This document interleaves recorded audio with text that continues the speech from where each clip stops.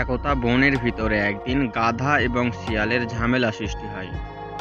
গাধা বলে ঘাস হলুদ এবং শিয়াল বলে ঘাস সবুজ।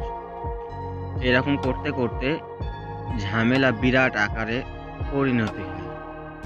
তখন শিয়াল বলে, চলো আমরা ঝামেলা না করে আমরা বনের রাজার কাছে যাই এর সলিউশন নিতে। যেই বলা সেই কাজ, তারা গেল রাজার কাছে। রাজার কাছে গিয়ে শিয়াল নালিশ করলো, রাজা মশাই, আমি বলছি ঘাস সবুজ, কিন্তু গাধা বলছে ঘাস হলুদ। আপনি বলেন কারটা ঠিক। তারপর এই কথা শুনে রাজা মশাই ডিসিশন নিল যে শিয়ালকে বন্দি করা হবে। তারপর শিয়ালকে 6 মাসের জন্য কারাদণ্ডে দণ্ডিত করা হলো এবং গাধাকে মুক্তি দেওয়া হলো। এবার শিয়াল রাজাকে প্রশ্ন করলো, রাজা মশাই, ঘাস তো সবুজ, আপনি আমাকে কেন এই জেলখানায় ভরলেন? জেলখানায় তো থাকার কথা গাধার।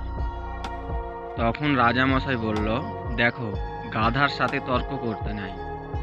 গাধার সাথে যে তর্ক করে সেই নিজে গাধা। তাই আমি তোমাকে এই জেলে ভরলাম। তাই ছোট্ট বন্ধুরা, এদের থেকে এটাই শিখলাম আমরা, গাধার সাথে কখনো তর্ক করতে নেই।